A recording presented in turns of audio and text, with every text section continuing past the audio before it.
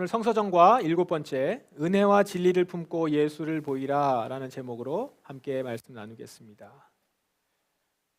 이번 주에는 주현절이 있습니다. 내일이 바로 그 주현절입니다. 1월 6일이고요.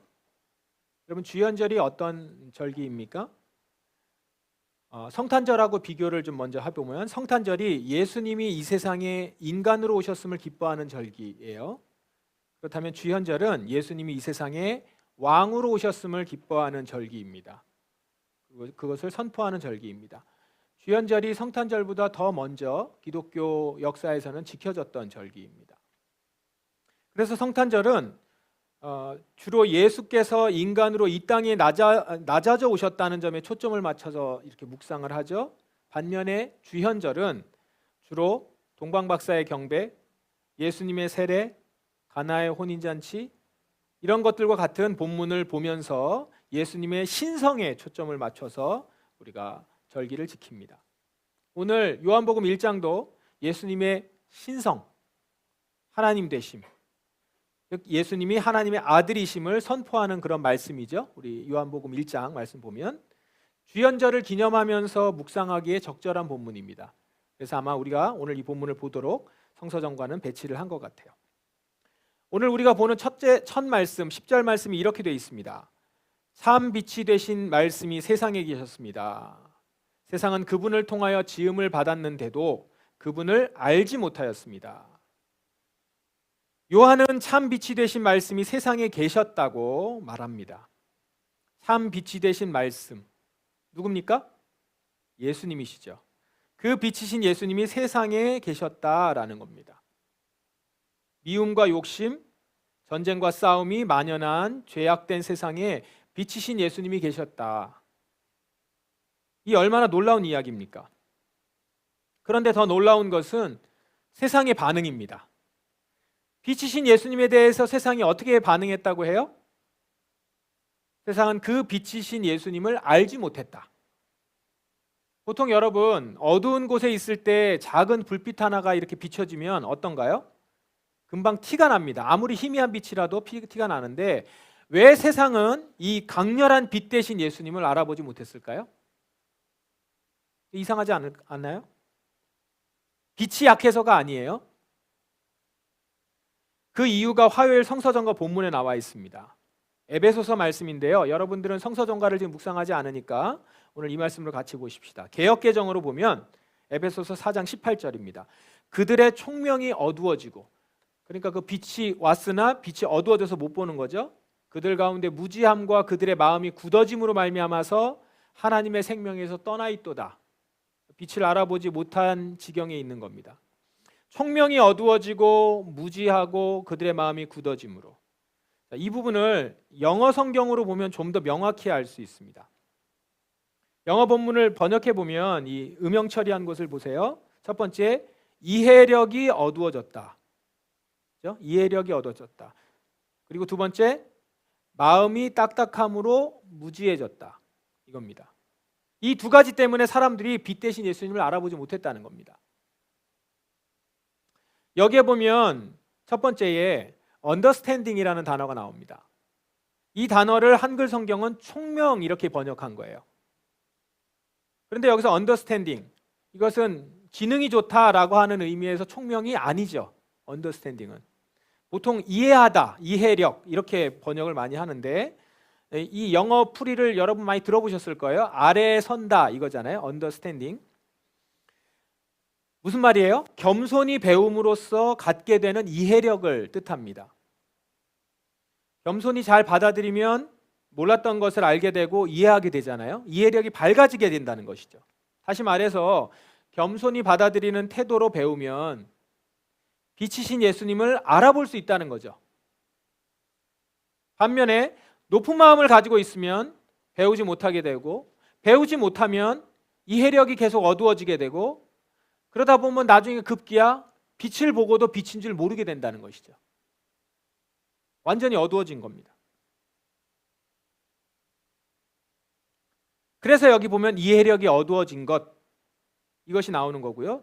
두 번째, 빛이신 예수님을 못 알아보는 또 다른 이유는 마음이 딱딱해져서 무지하게 되는 것, 마음이 딱딱함으로 인한 무지 때문이라는 거예요. 마음이 딱딱하게 굳으면 외부의 진리나 지식이 내 안에 들어오기가 매우 어렵죠. 들어와도 튕겨나가게 돼 버린단 말이에요. 안착이 안 되는 겁니다.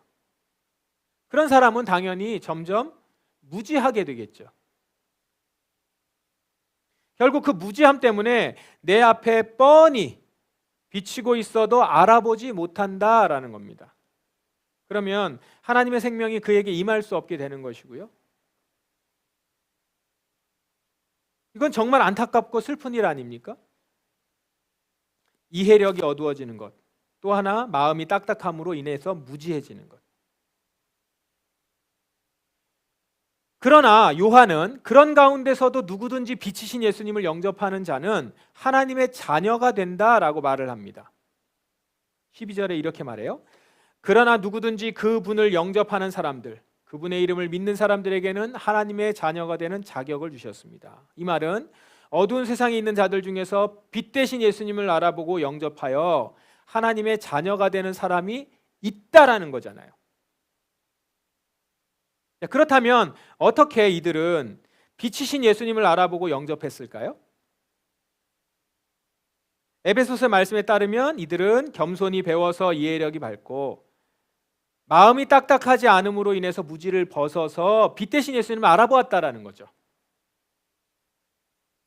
겸손한 마음으로 진리를 듣고 배워서 이해력을 가진 자들은 빛 대신 예수님을 영접합니다. 또한 그 마음이 딱딱하지 않고 부드러운 자들 역시 무지를 벗었기 때문에 빛이신 예수님을 알아보고 영접해서 하나님의 자녀가 된다는 것이죠.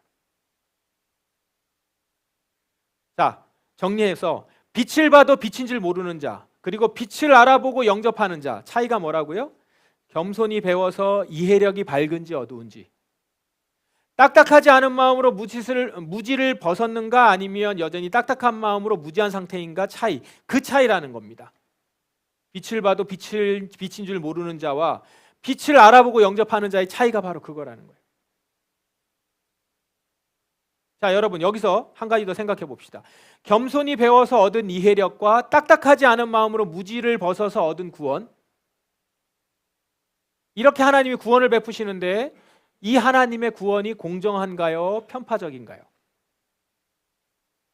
공정한 겁니다. 왜냐하면 이해력과 지혜는 누구나 마음먹기에 따라서 충분히 가질 수 있는 역량이기 때문입니다.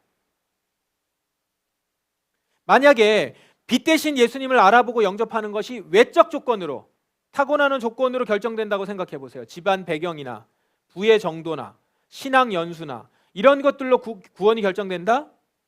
그런 구원을 공정하다고 말할 수 없겠죠. 내가 태어날 집안이나 부의 정도, 신앙 연수 이런 것들을 내 의지로 선택할 수 있는 게 아니잖아요. 따라서 조건들로 그런 나의 구원이 결정된다면 그렇게 구원하시는 하나님은 결코 공의로운 분이 아니시겠죠.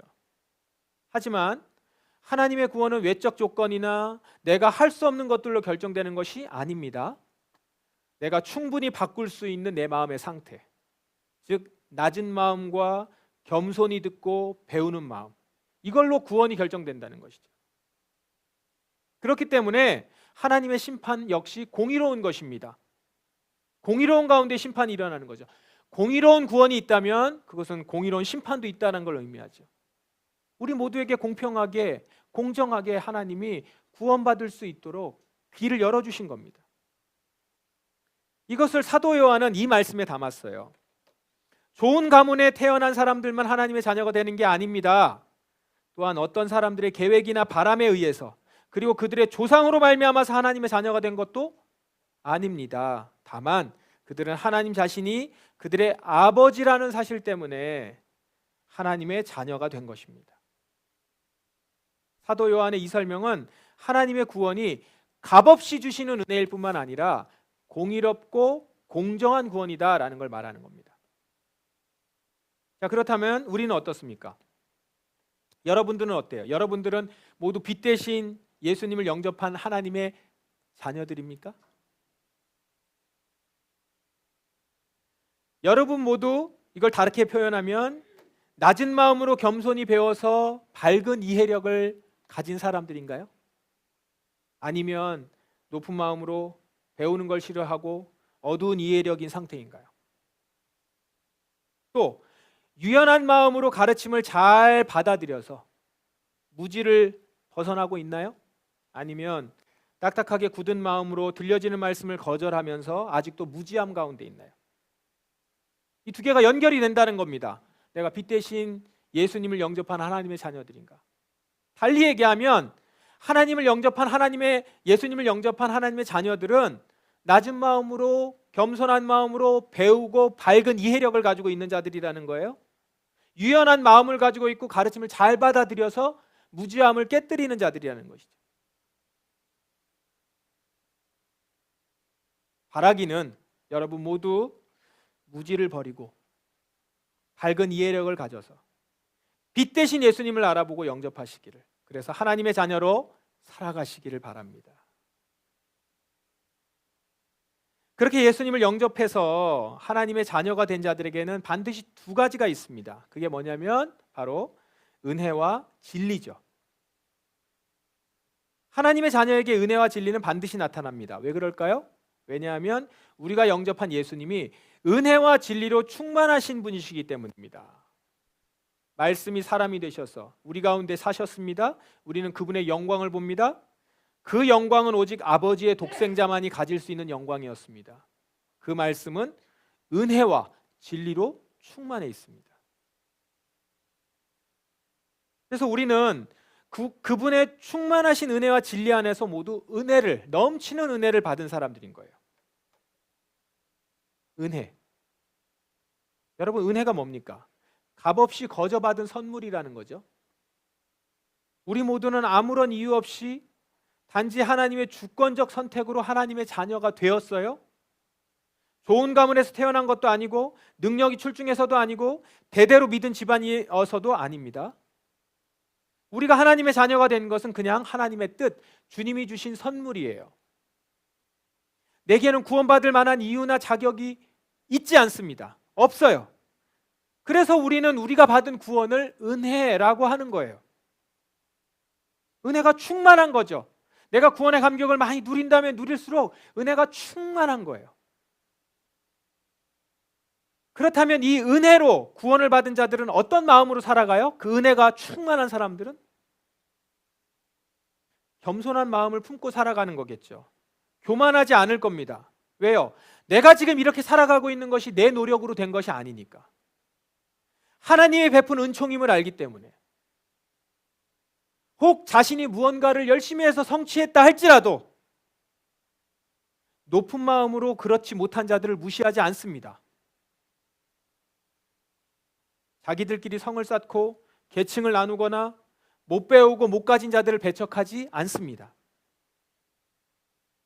예수님이 이 땅에서 어떤 삶을 사셨어요? 당시의 상류층인 성전의 제사장들이나 회당의 바리새인들과 어울리셨나요? 그렇게 어울리기를 좋아했나요? 아니죠. 창녀, 세리, 어부, 이렇게 힘없고 가난하고 별 볼 일 없는 신분의 사람들과 어울리셨습니다. 겸손하신 예수님은 낮은 마음을 가진 자들과 함께하기를 즐거워하셨어요. 따라서 예수님을 영접한 주의 자녀라면, 그 은혜를 아는 자들이라면 당연히 예수님처럼 겸손한 마음으로 낮은 곳에 있는 자들을 찾아가서 그들과 어울리기를 기뻐한다라는 것이죠. 나도 그러한 자였으니까. 너가 구원받았을 때 너가 종되었던 걸 기억하라. 너도 한때 이집트에서 노예였다. 이스라엘 사람들에게 누차 얘기하시죠. 오늘 우리에게도 동일하게 얘기하세요. 너도 그렇게 낮은 자였다. 네가 구원받을 때 죄인이었음을 기억하라. 그 얘기는 지금 죄인 된 자들, 낮은 자들을 넌 멸시할, 무시할 자격이 없다. 은혜가 충만한 자들은 겸손한 마음으로 낮은 곳에 갑니다. 그리고 그들과 어울리기를 기뻐한다는 것이죠. 또한 예수님을 영접한 하나님의 자녀는 진리가 나타나죠. 진리가. 은혜가 있고요. 진리가 나타나요. 하나님의 자녀는 진리를 사랑하고 진리를 쫓아 살아갑니다. 하나님의 자녀는 거짓을 미워하고 진리가 드러나는 것을 기뻐해요.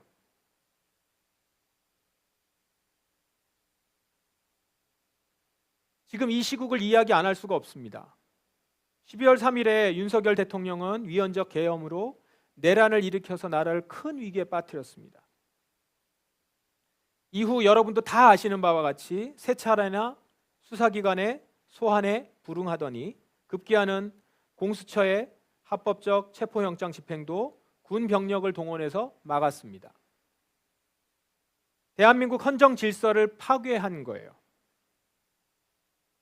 여러분, 이렇게 죄지은 대통령이 군 병력까지 동원해서 체포에 이런 불응하는 장면을 보면서 여러분들은 어떠셨습니까? 여러분이 진리를 사랑하고 진리를 쫓아 살아가는 성도라면 분명 분노해야 되는 지점입니다. 이 나라에서 어느 누가 헌법에 명시된 대로 법원이 발부한 체포영장을 거부할 수 있습니까? 모든 사람은 법 앞에 평등하다는 것이 이 나라의 헌법 정신이에요.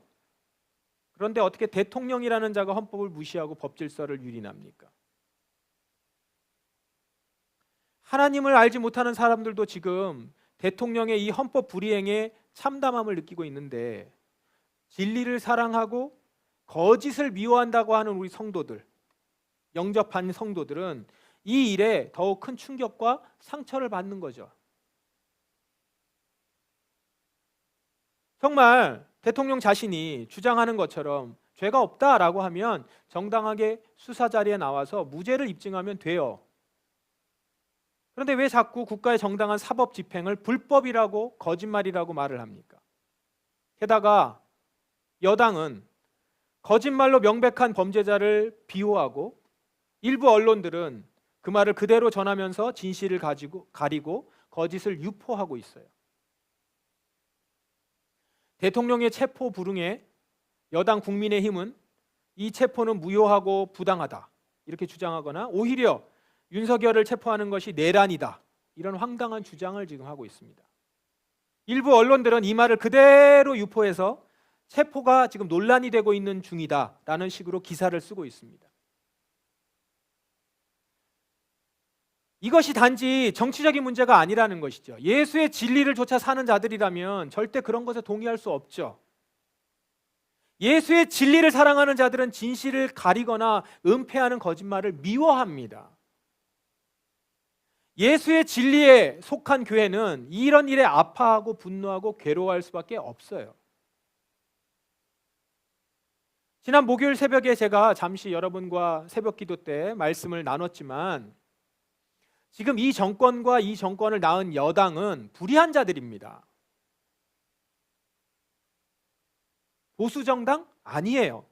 보수를 참칭한 불의한 자들입니다. 보수가 뭐예요? 보수는 전통의 가치를 존중하고 사회 질서 유지를 매우 중하게 여겨요. 그런데 이들은 그 가치나 질서를 다 깨고 있습니다. 그게 무슨 보수예요? 자신들에게 이익이 된다면 나라가 위기에 빠져도 무속에 놀아나도 상관없다는, 그렇게 여기는 악한 무리들이라고요. 자기의 영달을 위해서 무엇이든지 갖다가 붙이는. 여러분, 제가 왜 이렇게 단정을 짓는 줄 아세요? 한번 이렇게 생각해 보세요. 만일 계엄이 성공을 했다고 하고 그들의 계획대로 진행됐다고 한번 생각해 보십시오. 12월 3일에. 야당만이 아니라 그걸 반대하는 사람들은 모두 반국가 세력인 겁니다. 그렇게 규정했잖아요. 계엄령이 떨어진 날 밤에 국회 앞에 갔던 사람들, 저를 포함해서 모두 잡아 가두겠죠. 아니면 쫓아버리겠죠. 쫓아버리는데 안 가면 잡아들이겠죠. 왜요? 반국가 세력이니까. 지난 총선은 부정선거고 각 노동계, 노동조합, 시민사회는 종북 세력이고, 교회도 대통령을 반대하는 목소리를 내면, 계엄을 반대하는 목소리를 내면 그 교회는 종북 세력이 침투한 교회인 거죠. 각 주민센터, 관공서에 군인들이 지키고 앉아 있다가 신고받고 출동한다고 한번 생각해 보세요.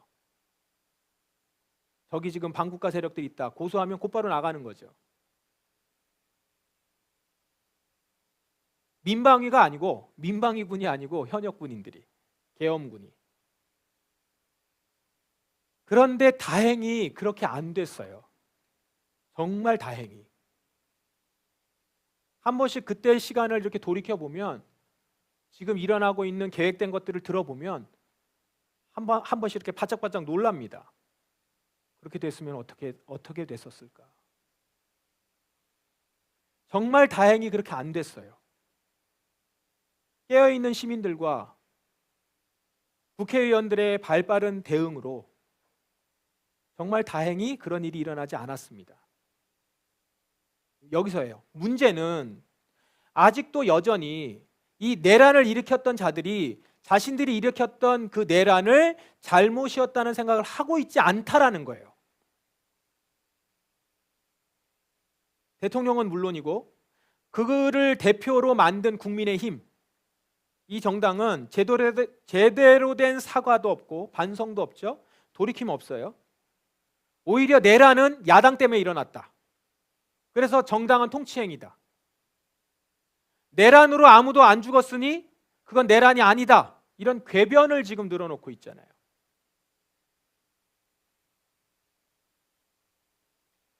지금의 여당은 국가에 적법한 이 법 집행을 불법이라고 주장함으로써 이미 정상적인 공당으로서의 기능을 상실했습니다.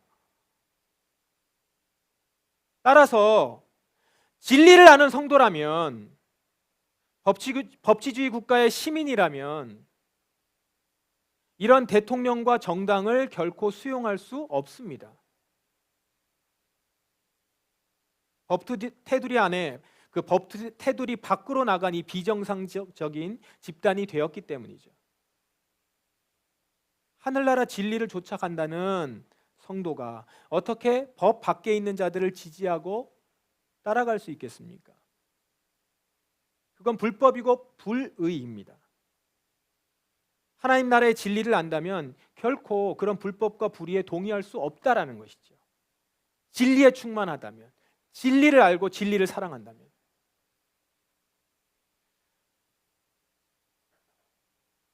여러분 중에도 야당, 특히 민주당을 싫어하고 이재명 대표를 싫어하는 사람들이 있는 걸로 압니다. 그건 여러분들의 자유의지이기 때문에 존중합니다. 그렇지만 적어도 지금 민주당이 싫다는 이유 때문에 지금의 불법적이고 불의한 정부와 여당을 비호한다면 그건 여러분이 진리를 모르고 진리에 속하지 않았다는 증거입니다. 이거야말로 정치 논리에 빠져서 허우적대느라 무엇이 의로움인지, 무엇이 진리인지 분간하지 못하는 거라는 거예요. 그것이야말로 이념에 포섭된 거죠. 지금 우리나라의 정당의 보수는 보수가 아니라 불법 집단입니다. 우리가 진보라고 알고 있는 민주당, 사실 내용 들어보면 진보가 아니고 보수예요.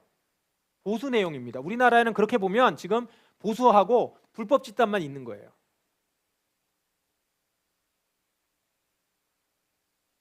자, 그런데 지금 이 불법 집단이 돼버린 정부 여당의 핵심 지지층이 어디입니까?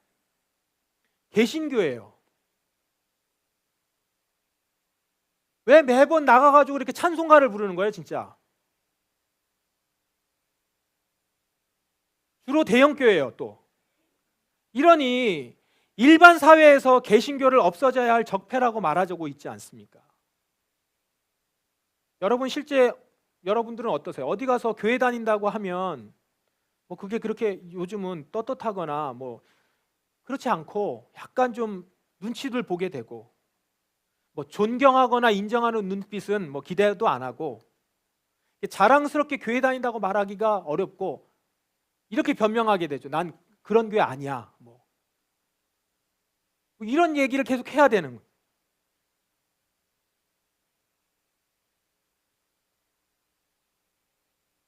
오늘 말씀에서 지금까지 보시면, 지금까지 하나님을 본 사람이 아무도 없지만 하나님을 누가 보여주셨다고 해요?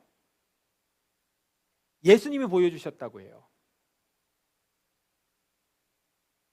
그렇다면 이제 이 예수님을 누가 세상에 보여줘야 됩니까?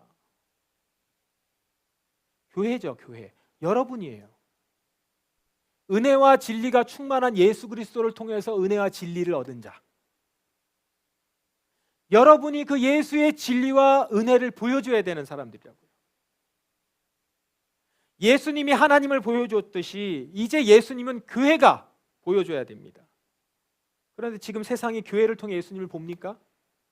교회를 통해 은혜와 진리가 가득한 예수님을 봐요? 한국 개신교는 부자들과 상류층이 모여서 위로받고 힐링받고 복받기를 바라는 집단으로 보여요.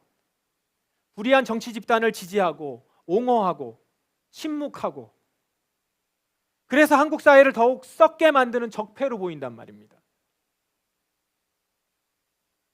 이것을 알게 된 우리, 진리 가운데서 이걸 깨닫게 된 우리는 이제 어떻게 해야 됩니까? 은혜와 진리를 더욱 진하게 담지해서 세상에 예수님을 보여줘야 합니다. 내가 이렇게 사는 것이 주님의 은혜임을 더욱 깨닫고 날이 갈수록 더 진리를 사랑하고 거짓을 미워하는 사람으로 자라가야 된다는 것이죠. 그래서 은혜와 진리로 충만한 예수님을, 진짜 예수님이 말하고 있는 진리, 진짜 예수님이 말하고 있는 은혜, 그것을 이 세상에 나타내야 한다는 것입니다.